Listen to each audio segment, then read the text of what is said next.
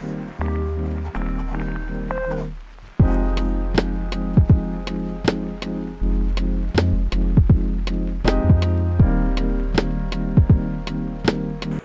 today I am going to tell you what is soil.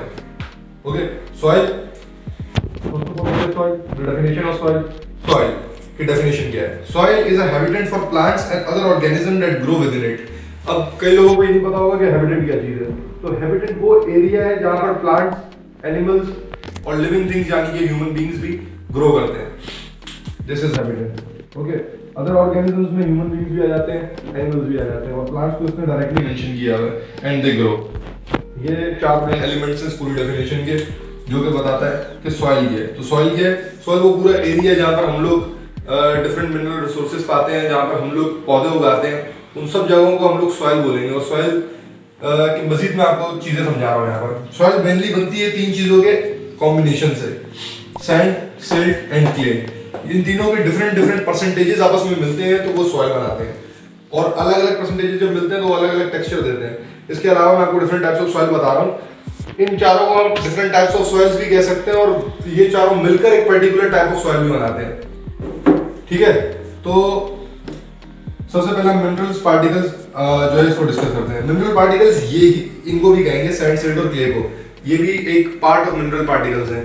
तो ये mineral particles हैं और मिनरल पार्टिकल्स मिलकर आपस में एक सॉइल बना देते हैं. ठीक है, अब ये आते किस तरह? ये आते हैं वेदरिंग से, लेकिन ये मैं आपको भी नहीं समझा रहा, थोड़ी देर बाद समझाऊंगा. पहले ये कंप्लीट कर लेते हैं.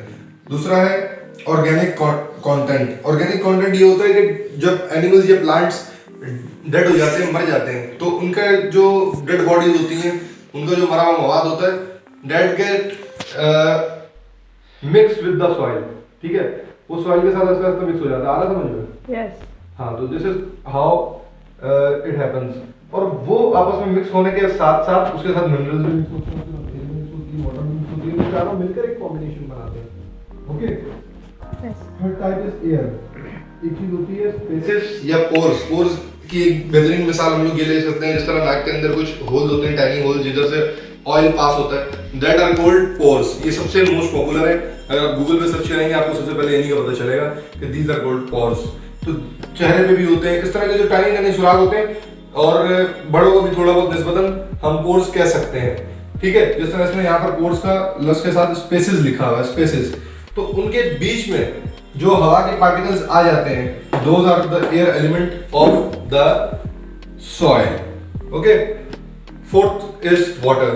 वाटर जो है इसमें हम लोग पहले यही कर देंगे कि held within spaces between the particles. आगे हम इसके साथ ये कर देंगे and water is available for plants to grow. तो वाटर जो होता है उसके साथ हर सॉइल के साथ वाटर अवेलेबल नहीं होता, लेकिन मोस्ट ऑफ द सॉइल्स उसके साथ वाटर अवेलेबल होता है. और वाटर जो है वो प्लांट्स की ग्रो के लिए इंतहाई जरूरी है. कुछ प्लांट्स ऐसे होते हैं कि कम वाटर के साथ ग्रो कर जाते हैं, कुछ ऐसे होते हैं they need massive amount of water. जिस तरह कैक्टस का जो पौधा है उसको बिल्कुल थोड़ा सा पानी भी मिल जाए उस पर काम चला लेता है, और हत्ता के खुश्क तरीन जगहों पे भी उगाता है. जहां पर अगर हम चावल की मिसाल लें तो चावल को इंतहाई पानी के अंदर डबोना पड़ता है, तब जाके वो ग्रो करता है. तो वाटर के different levels are needed for the soil to grow something on the soil. And soil is a combination of sand, silt and clay, mineral particles which are organic content, air and water. So over here we concluded that the mixture of minerals, organic content, air and water make different soils. ठीक है, जो mixture है minerals का, organic content का, air का और water का, वो मिलकर डिफरेंट सॉइल्स बनाते हैं. जैसे 30% ये हो गया और 30% ये हो गया और 20-20 ये हो गया. तो एक डिफरेंट कलर की, एक डिफरेंट टेक्सचर की सॉइल बनेगी. अगर 40 ये हो गया, 20 ये हो गया और 20-20 ये दोनों भी हो गए, या 30 टन होगा, किसी भी तरीके से आप ले सकते हैं. तो उससे अलग टेक्सचर की, अलग उस सॉइल की एट्रीब्यूट्स होंगी, अलग उसकी कैपेबिलिटी होगी, उस हिसाब से सॉइल बनेगी. ठीक है, और अब मैं आपको ये समझा रहा हूँ कि वेदरिंग और इरोजन क्या चीज़ है. ये यहाँ पर मैंने एक पत्थर बनाने की कोशिश की है क्योंकि मेरी ड्राइंग बहुत गंदी है इसलिए ऐसा कह रहा हूँ.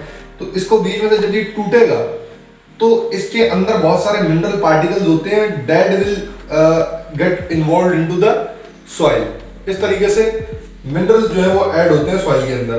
अब आप ये सोच रहे होंगे कि पहाड़, ये जो पत्थर है, बड़े बड़े पहाड़ के पत्थर भी हो गए, वैसे नॉर्मली पत्थर भी हो गए, ये टूट कैसे सकते हैं? ये तो they are so much heavy, so much big, so much enormous, so much giant, so much. Okay, thank you, tremendous, thank you for my vocabulary being appreciated. I don't need that appreciation. Okay, frost इस तरीके से कि जब पत्थर जम जाता है तो उसके अंदर दरारें आ जाती हैं, उस दरारों के बाद वो टूट जाता है। एक इस तरीके से जो है वेदरिंग हैपन हो सकती है। Second is heat, same he case होगा लेकिन अलग टेम्परेचर से। अगेन हीट जो है वो उसके अंदर दरार डाल देगी और वो अगेन टूट जाएगा। वेदरिंग की एक वजह इरोजन भी होती है, जो कि है वाटर एंड आइस की वजह से। The flow of water from the reverse, from the mountains, जो कि मैं यहाँ पे दिखा रहा हूँ कि रिवर और माउंटेन, यहाँ से रिवर्स आएंगे पहाड़ों के अंदर से, तो यहाँ पे बहुत सारे पत्थर होते हैं, उनको तोड़ते हुए आते हैं। बीच में से जो लेस रेजिस्टेंट रॉक्स होते हैं, जो उस पानी को रेजिस्ट नहीं कर पाते, वो टूटते हैं और पानी के अंदर इन्वॉल्व हो जाते हैं, और साथ में वो अपने बेतहाशा इरोजन और मिनरल्स लेते हुए आता है फिर पानी।